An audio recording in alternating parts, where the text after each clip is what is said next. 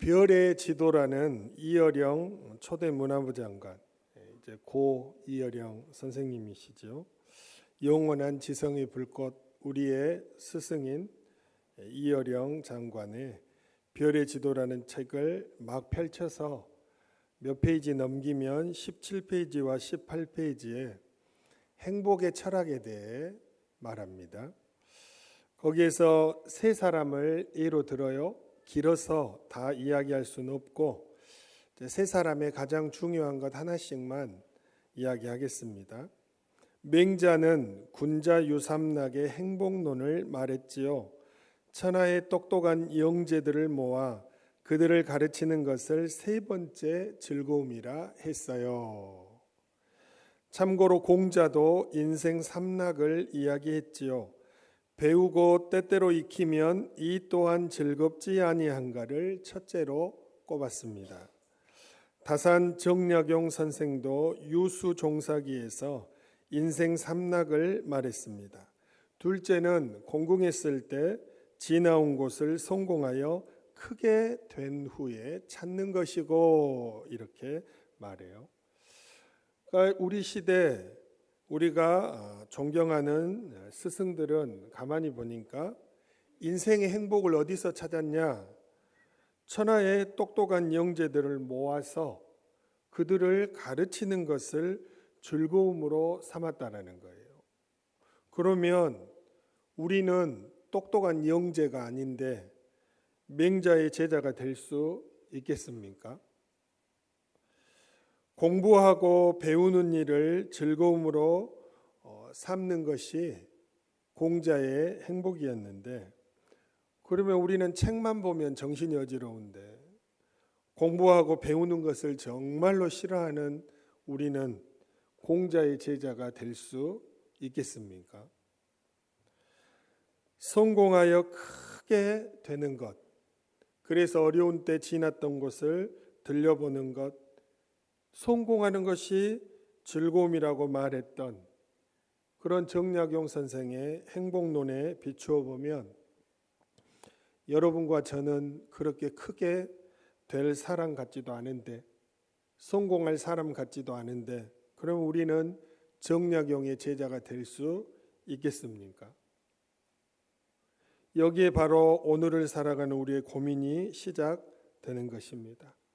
나는 똑똑한 영재도 아니고 공부하고 배우는 것을 좋아하는 사람도 아니고 크게 성공할 사람도 아닌 것 같은데 나 같은 사람을 제자로 받아줄 스승이 있기는 한 걸까?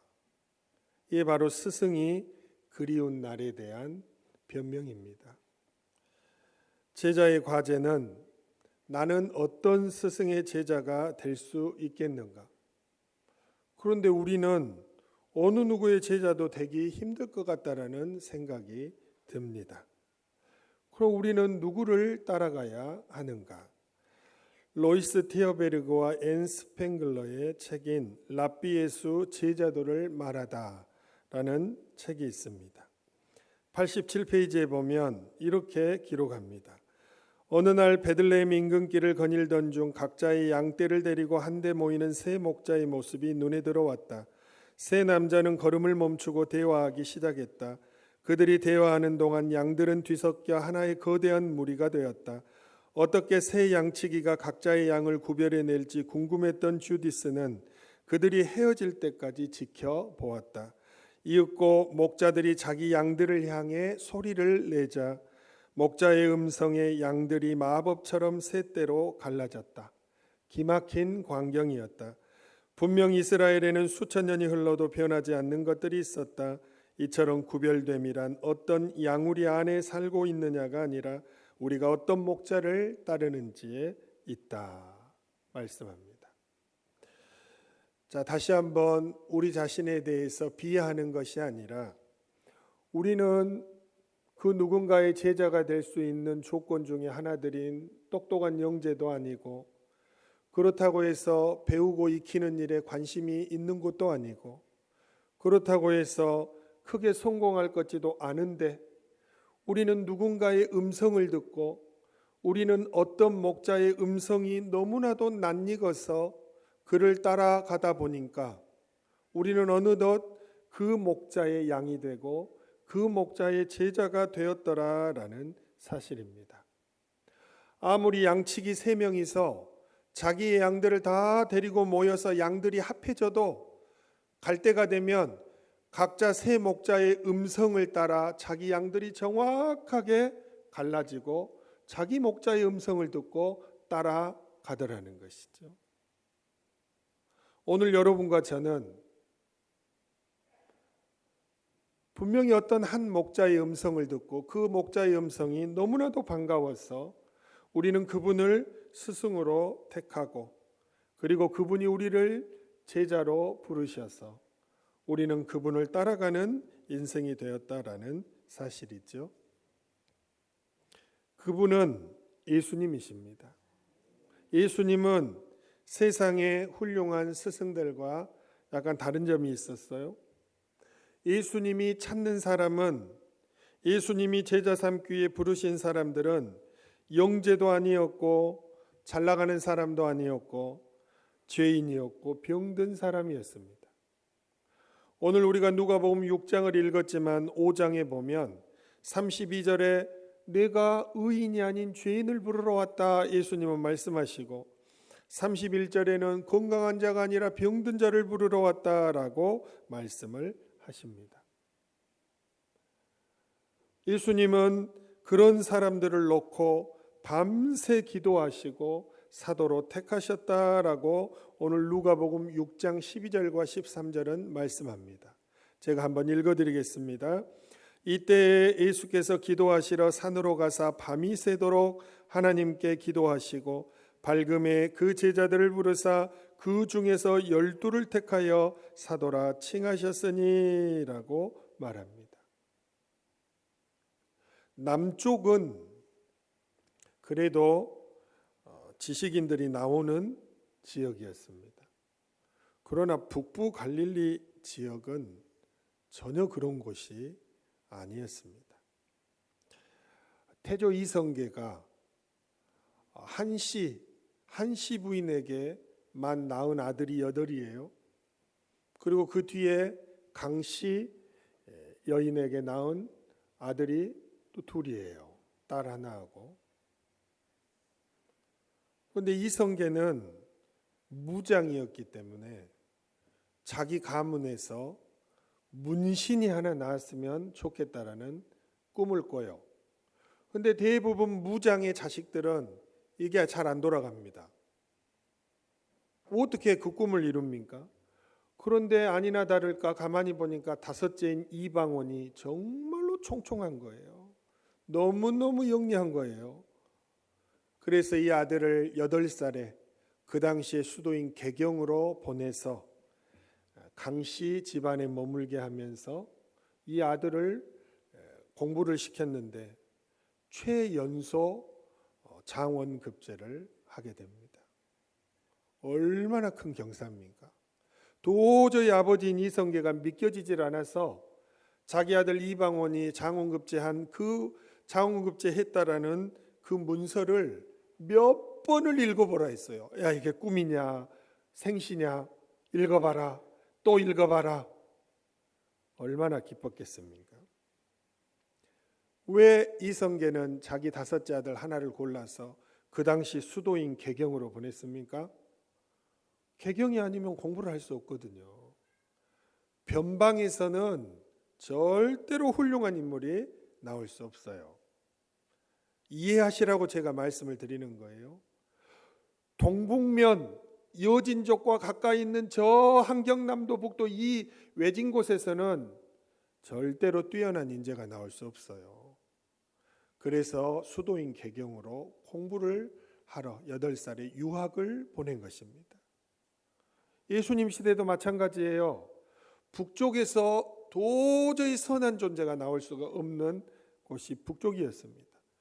그래서 예수님이 상대한 사람들은 전부 세상적으로 손가락질이나 받아야 하는 갈릴리 어부들, 세리들, 남쪽 출신 오직 가룟 유다 하나뿐이었죠.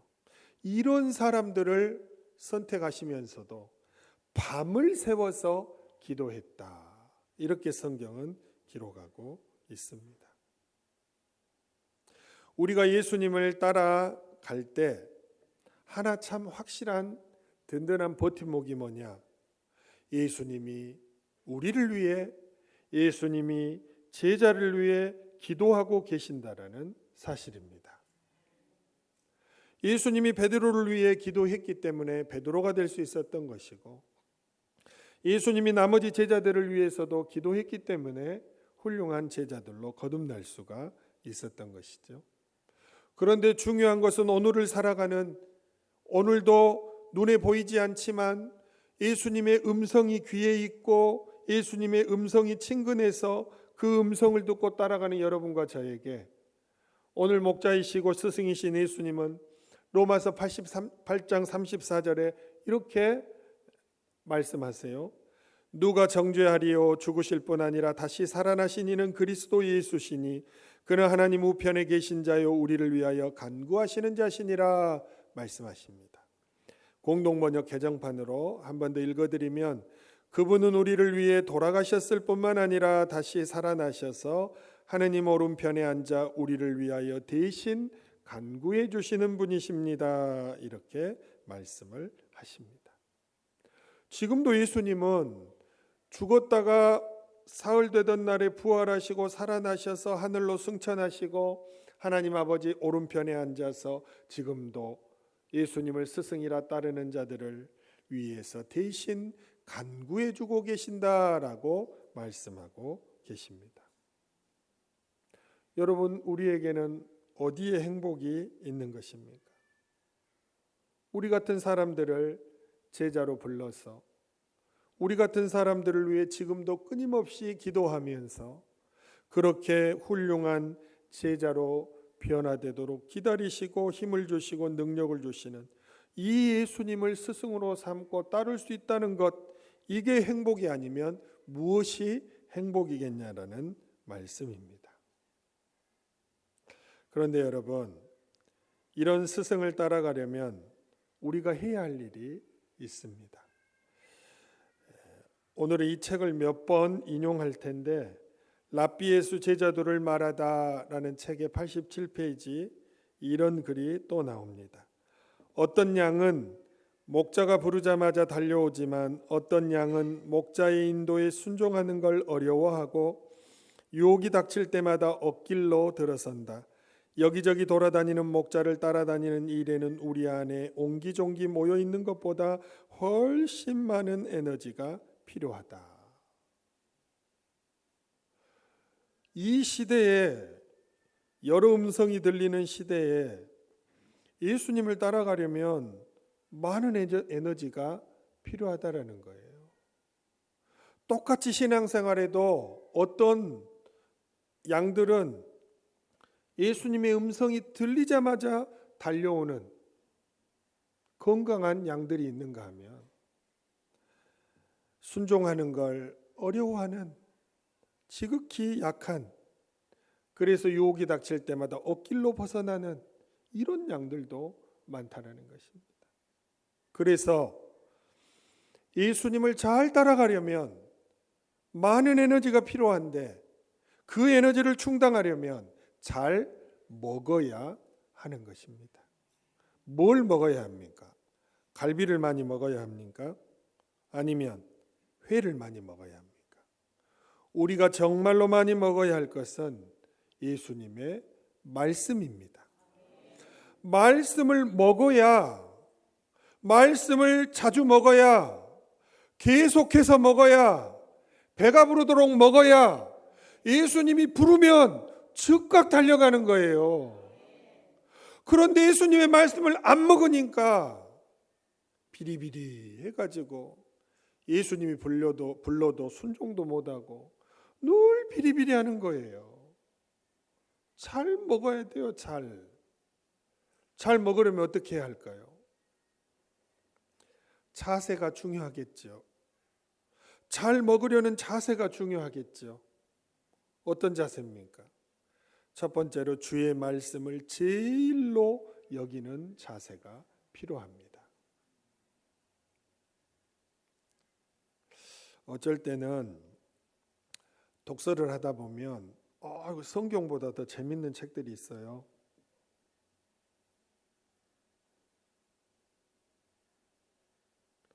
도저히 잠을 못 잘 정도로 몰입도를 높이는 그런 책들이 있어요. 어떻게 합니까? 여러분 어떻게 하죠? 저는 그래도 놓습니다. 제가 뭐 평론가가 될 것도 아니고 작가가 될 것도 아니고 뭐 그렇다고 제가 지금 뭐 가르치는 것을 하러 학교를 가겠습니까? 그래서 멈춥니다. 왜요? 하나님의 말씀을 먹어야 하기 때문입니다.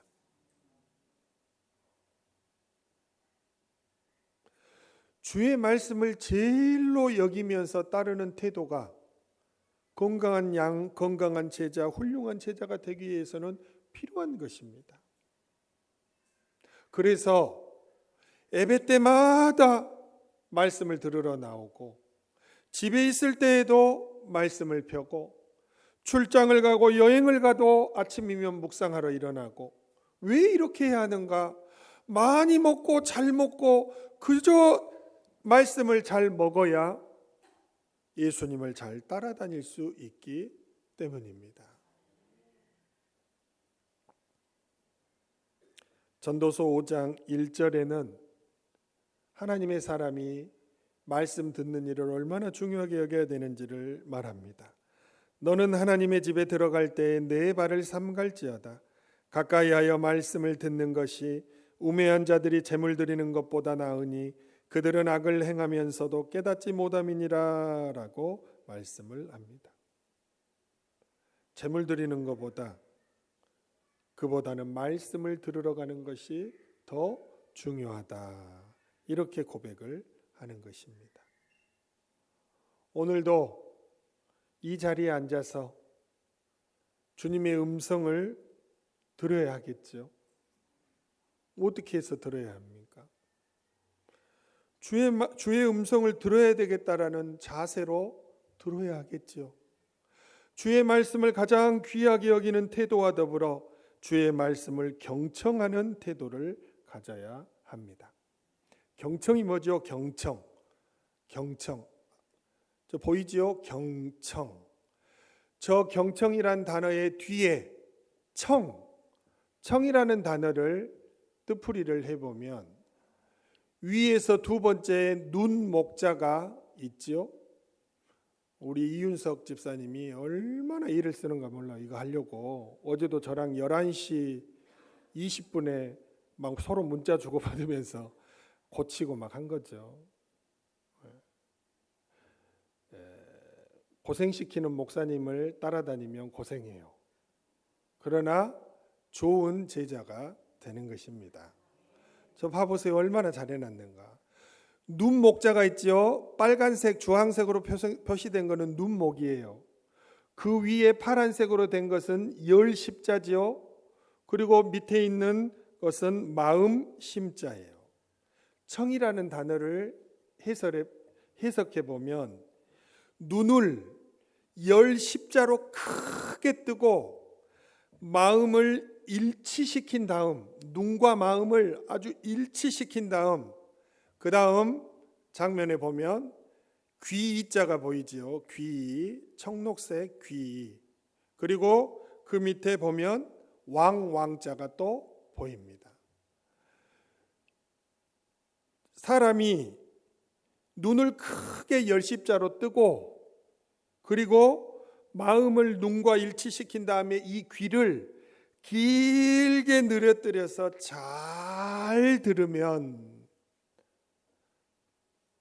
마지막 화면 봐볼까요? 뭐가 된다라는 거예요? 그렇죠. 왕이 된다라는 것입니다. 이게 청자를 분해했을 때 우리에게 주는 교훈입니다. 정말로 마음과 눈을 일치를 시켜서 잘 듣는 자는 왕처럼 되리라는 거예요. 하나님의 말씀을 잘 경청하는 사람, 귀를 늘어뜨리고 마음과 눈을 하나로 합해서 정말로 잘 듣는 그 사람은 왕처럼 된다라는 것입니다. 중고등부 애들 왕 되겠어요? 왕 되겠냐고. 뭔 소리야 지금? 지금 전부 그런 눈빛이야. 다 고개 숙이고 자고 있다가 뭐야 뭔 일 있었어? 하나님의 말씀을 잘 들으면 왕처럼 된대요. 왕처럼 하나님의 말씀을, 예수님의 말씀을 잘 들었던 영원한 경청하는 성도의 모범은 누굽니까? 마리아죠. 예수님의 발치에 앉아서 예수님의 말씀을 들었던 마리아는 말씀에 대한 자세가 어땠을까요? 랍비 예수 제자도를 말하다 13페이지에 보면 마리아에 대해서 이렇게 기술하고 있어요. 마리아는 집안일을 하다가 짬이 날 때마다 마을 회당의 모임에 참석했고 늘 질문거리를 가지고 예수님을 기다렸다. 그녀는 자주 예수님의 식후 토론에 동석했고 오늘은 저녁 준비가 아직 절반도 안 되었는데 이미 예수님의 발치에 앉아 있었다. 그녀는 언니 마르다의 굳은 안색은 전혀 의식하지 못한 듯 엠마오 도상에서부터 시작된 열띤 강론에 참여하여 다른 이들과 함께 자주 웃음을 터뜨렸다. 당신도 그날 저녁 마르다네 집에 왁자지껄한 무리에 합석했다면 얼마나 좋았을까 하는 아쉬운 마음인가? 예수님과 함께 여행했던 대단히 운 좋은 제자들이나 마리아 곁에 나란히 앉아 예수님의 말씀을 듣고 그분에게 직접 하나하나 배울 수 있다면 얼마나 좋을까? 마리아는 온 마음을 다해 늘 이 귀를 어디를 향하고 있었냐? 주님의 입술을 향하고 있었어요. 어떤 일을 하고 있든 주님의 말씀에 향하고 있었죠. 그러니까 예수님이 집에 들리시면 정신을 못 차리는 거예요. 언니가 부엌에서 일하면서 눈짓을 하고 막 짜증을 내도 예수님만 보면 정신을 못 차리는 거예요. 예수님 발치에 가서 앉아서 주님의 말씀을 가장 귀하게 여기고 그 말씀을 경청하고 그 말씀을 듣고 날마다 배부르게 영의 사람이 살찌워지고 그래서 말씀의 능력이 그녀를 변화시키고 그녀를 통해 흘러나온 말씀이 세상을 변화시키는 예수님이 정말로 세우고자 했던 제자의 모습을 딱 닮아가는 그런 여인이 될 수가 있었습니다.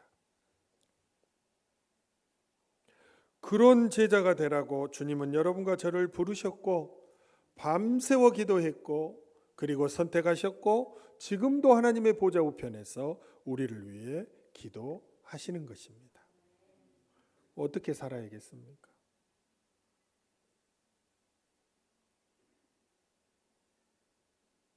어떻게 살아야 되겠어요?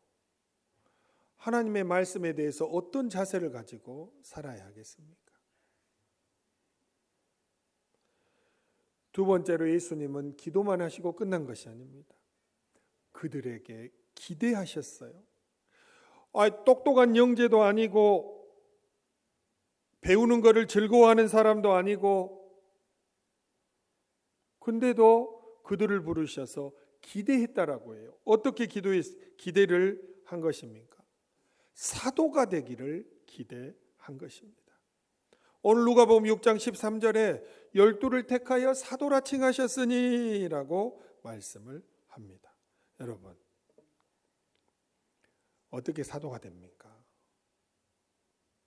예수님 포스트 예수님 없는 그 이후에 이런 제자들이 어떻게 사도들이 되어서 그 후의 사역을 감당할까요? 세상 사람들이 보는 생각은 그랬습니다. 저런 한심한 사람들을 데려다가 일자무식들을 데려다가 무슨 사도라 칭하지?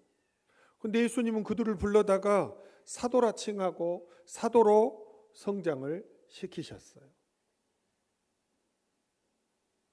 오늘 예수님은 이 예배당에 앉아있는 여러분과 제가 그냥 시시컬컬한 신앙인이 되라고 부르신 것이 아니라는 거예요. 예수님께서는 여러분과 저에게 기대하시고 베드로에게 기대하시고 요한에게 기대하시고 야고보에게 기대하셨던 그 기대를 가지고 여러분과 저를 오늘도 돕고 계신다라는 사실입니다. 예수님이 여러분들을 기대하신다고 하면 어떤 자세를 가져야 할까요? 첫째로 생각을 바꿔야 합니다. 어떤 생각을 바꿔야 합니까? 우리가 잘 아는 착하고 충성된 종에 대한 비유가 두 개가 나와요. 마태복음 25장에 나오고 달란트 비유라고 그러죠. 하나는 누가복음 19장의 문화의 비유가 나옵니다. 달란트 비유는 한 사람에게는 5달란트를, 한 사람에게는 2달란트를, 한 사람에게는 1달란트를 주고 주인이 떠났어요. 나중에 주인이 칭찬할 때 적은 것에 충성했으니 큰 것을 맡기겠다, 이렇게 예수님이 말씀하셨기 때문에 우리는 예수님께서 맡기고 가신 것이 참 적은 것일 것이다, 이렇게 생각을 하는데 전혀 적은 것이 아닙니다. 1달란트는 아무리 낮게 잡아도 오늘날 돈의 가치로 10억 원입니다. 1달란트는 10억 원이고 2달란트는 20억 원이고 5달란트는 50억 원이에요. 금으로 치자면 대략 33kg에 해당되는 것이죠. 엄청난 것입니다. 그러나 하나님이 보실 때는 적지요. 그러나 우리가 볼 때는 적은 것이 아닙니다. 우리가 현재 맡고 있는 사명, 우리가 현재 맡고 있는 사역, 여러분 그게 적은 것이 아닙니다. 엄청나게 큰 일이에요. 생각을 전환해야 돼요. 우리는 보통 작은 일이라고 하면 최선을 다하지 않죠. 큰 일이라고 여겨지면 최선을 다하죠.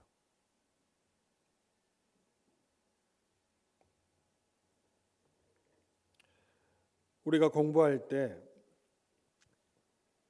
설교학 교수님이 그런 말씀을 하셨어요. 교회를 개척하고 몇 사람이 설교를 듣든지 정말로 설교 준비에 최선을 다해라. 설교 준비에 최선을 다해야 하는 이유는 하나다.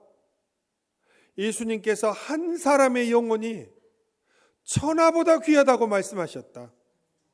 말씀을 듣는 사람이 비록 한 사람일지라도, 그 사람이 2사람일지라도 최선을 다해라. 한 영혼이 천하보다 귀하다는 것을 잊지 말아라. 그렇게 말씀을 하셨습니다. 우리에게 맡겨주신 일은 작은 일이 아닙니다. 엄청나게 큰 일입니다.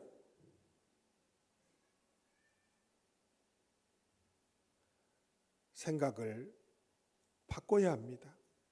지금 주님이 나에게 어떤 일을 맡기셨든지 간에 그 일은 절대로 시시콜콜하게 여길 작은 일이 아니라는 것입니다. 큰 일이고 또한 감당해야 할 중요한 일이고 나 없이는 절대로 이루어질 수 없는 놀라운 일이라는 사실입니다. 생각의 전환이 없이는 착하고 충성된 종이 될 수 없는 것이죠. 두 번째로 누가복음 19장에 나오는 문화의 비유는 제가 몇 번을 예로 들었습니다. 브루스 윌킨슨과 데이빗 콥의 하나님이 상 주시는 삶, 우리 제자훈련 필독서죠. 103페이지부터 나오는 내용들을 제가 몇 번을 설교했습니다. 여기에 나오는 종들에게는 각자 한 사람에게 한 문화씩을 줬어요. 한 문화, 똑같이 한 문화씩을 줬어요. 그러나 한 문화는 작은 것이 아닙니다. 왜 그렇습니까? 3년 동안의 임금이에요. 3년 임금. 1년에 연봉이 5천이다 하면 1억 5천이에요. 3년 동안의 월급을 10사람에게 줬어요. 작은 일입니까? 줬는데 나중에 주인이 와서 결산하는데 한 사람은 이 한 문화로 10문화를 남겼어요. 이 10문화에게 뭐라고 칭찬한지 아십니까? 잘하였다 착한 종이여, 내가 지극히 작은 것에 충성하였으니 10골 권세를 차지하라.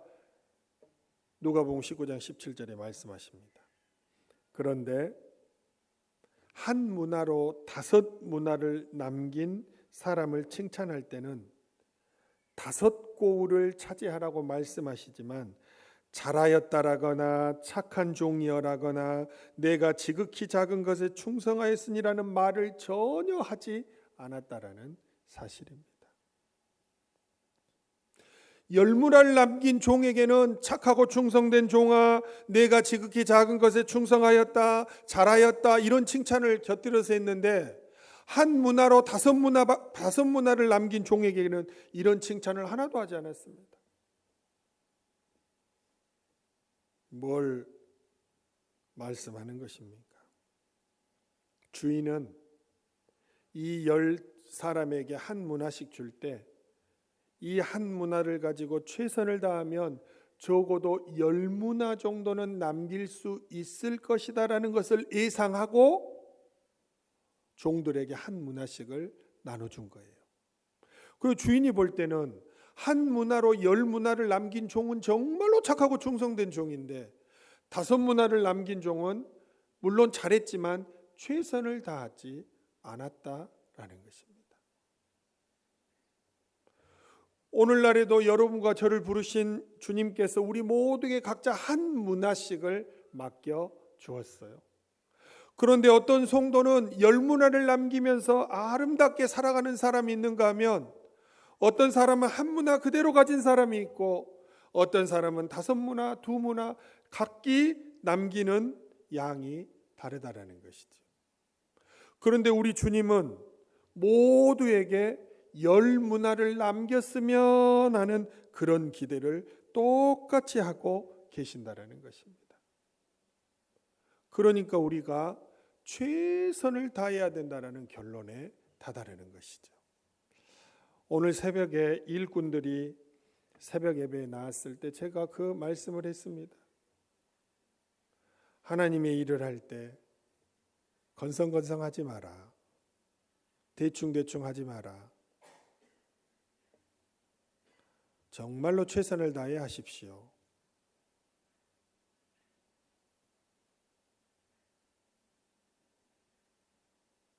주님은 우리 모두가 한 문화로 10문화를 충분히 남길 수 있는 능력을 주셨고 그렇게 할 수 있도록 지금도 하늘 보좌 우편에서 기도하고 계시고 그리고 지금도 변함없이 여러분과 저를 기대하고 계십니다.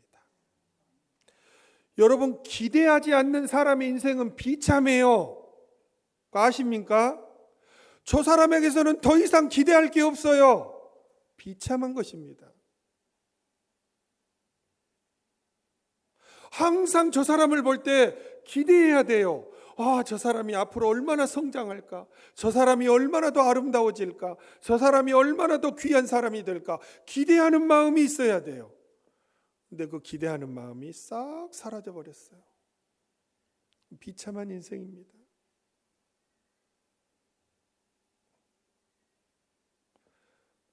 태조 이성계가 아들이 총 10명인데 그 많은 아들들 중에서 5째인 이방원에게 했던 말이 있습니다. 네가 내가 해야 할 일을 이룰 아들이다. 나중에는 아들과 갈등도 있었지만 결국에는 이방원이가 3대 왕인 태종이 되는 것이죠. 기대하는 것입니다.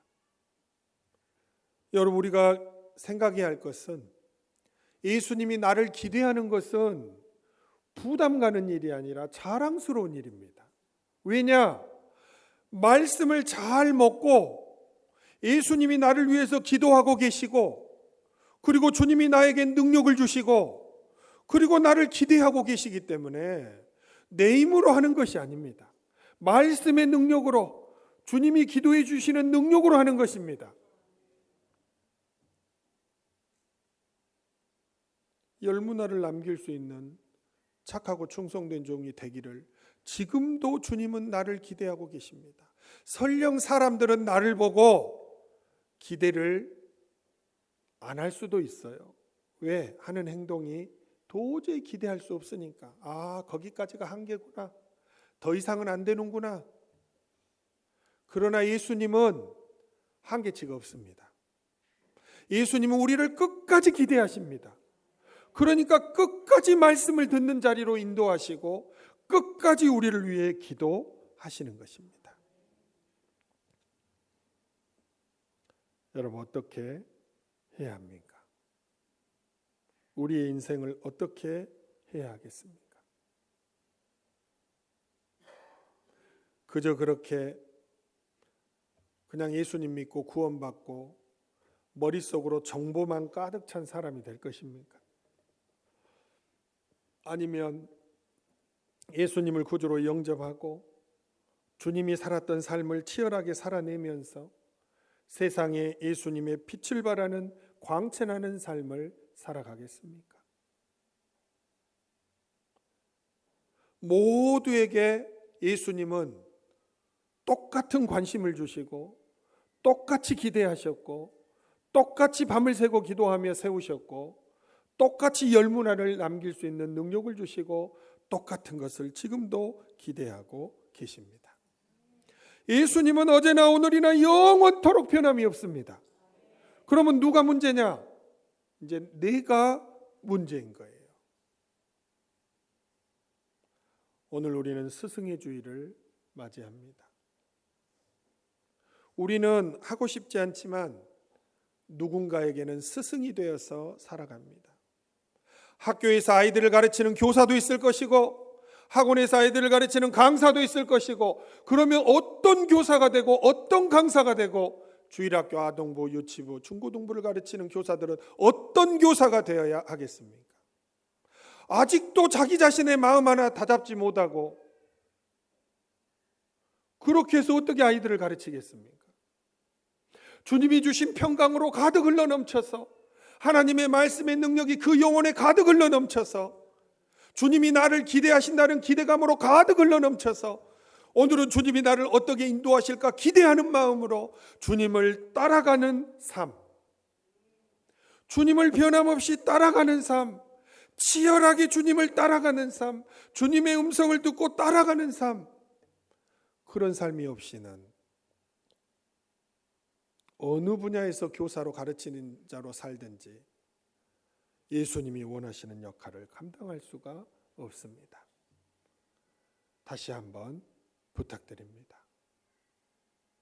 여러분과 저는 원하든 원하지 않든 가르치는 자로 살아갑니다. 어느 누군가에게는 스승이 되어서 살아갑니다. 스승은 자기 자신을 먼저 세우고 다른 사람을 세우는 것입니다. 자기 자신을 먼저 세우려면 말씀을 많이 먹고 주님이 기대하시는 것을 자랑스럽게 여기면서 그리고 착하게 충성된 종으로 최선을 다하는 삶이 필요한 것입니다. 스승의 주일을 맞이해서 잘 달려가시는 여러분과 제가 되기를 간절히 바랍니다.